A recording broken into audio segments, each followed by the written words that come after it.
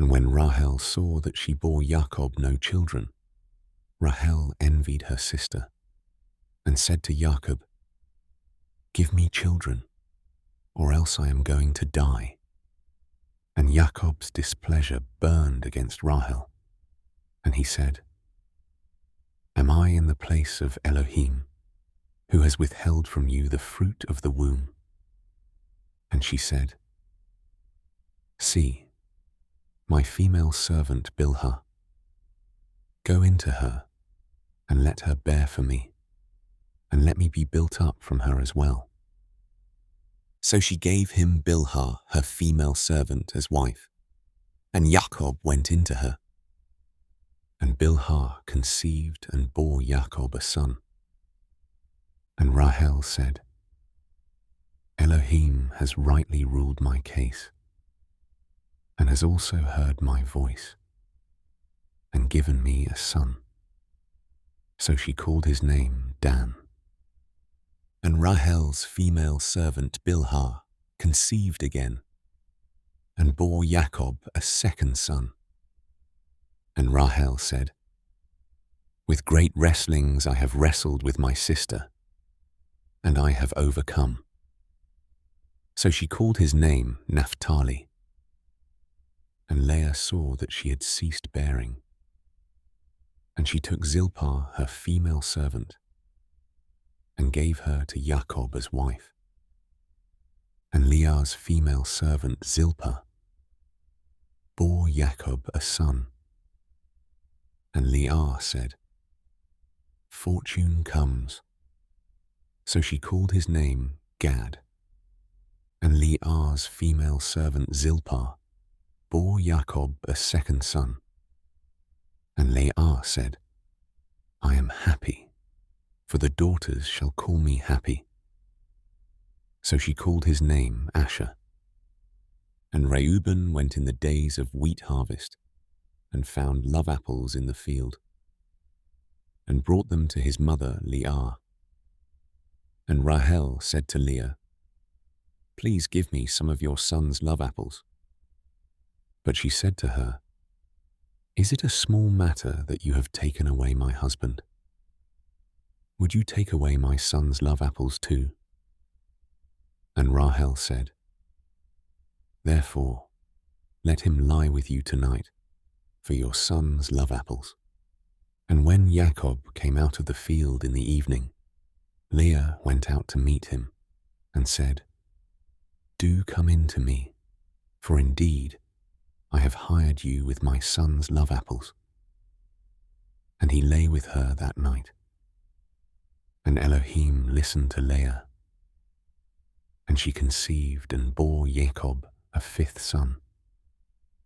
And Leah said, "Elohim has given me my hire, because I have given my female servant to my husband."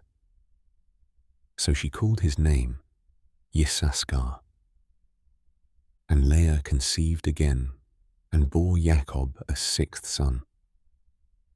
And Leah said, "Elohim has presented me with a good present. Now my husband is going to dwell with me, because I have borne him 6 sons. So she called his name Zebulun. And afterward she bore a daughter, and called her name Dinah. And Elohim remembered Rahel, and Elohim listened to her, and opened her womb. And she conceived, and bore a son, and said, "Elohim has taken away my reproach."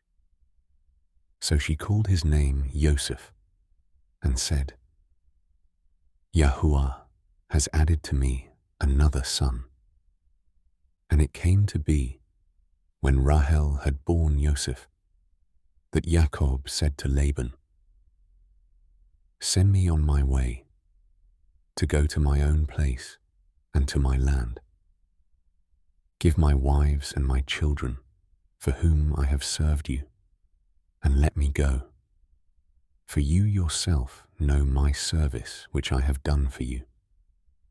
And Laban said to him, "If please I have found favor in your eyes, Stay, for I have divined that Yahuwah has blessed me for your sake. And he said, Name me your wages, and I give it. So he said to him, You know how I have served you, and how your livestock has been with me. For the little you had before I came has increased greatly, and Yahuwah has blessed you since my coming. But now, when am I to provide for my own house too? And he said, What do I give you? And Jacob said, Give me naught. If you do this for me, I shall again feed and guard your flocks.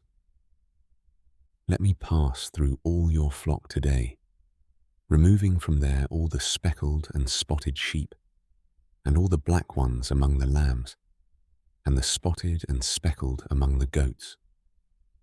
And these shall be my wages. And my righteousness shall answer for me in time to come, when you come concerning my wages.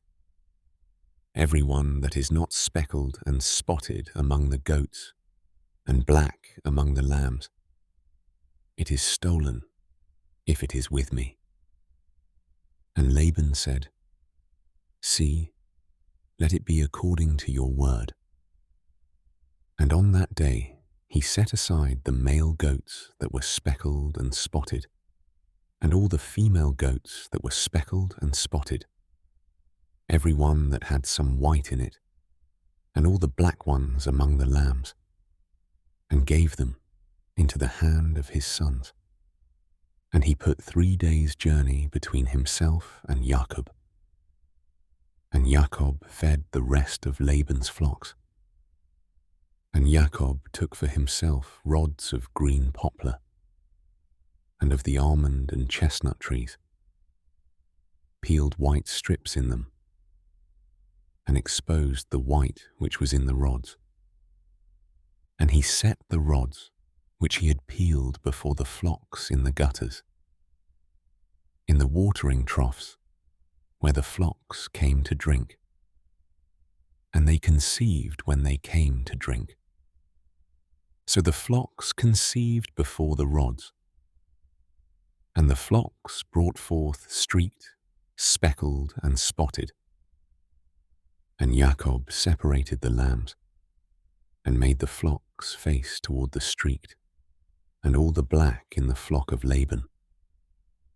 But he put his own flocks by themselves, and did not put them with Laban's flock. And it came to be, whenever the strong ones of the flock conceived, that Jacob placed the rods before the eyes of the flock in the gutters, so they would conceive among the rods. But when the flocks were weak, he did not put them in. So the weak ones were Laban's, and the strong ones Jacob's. Thus the man increased very much, and had many flocks, and female and male servants, and camels, and donkeys.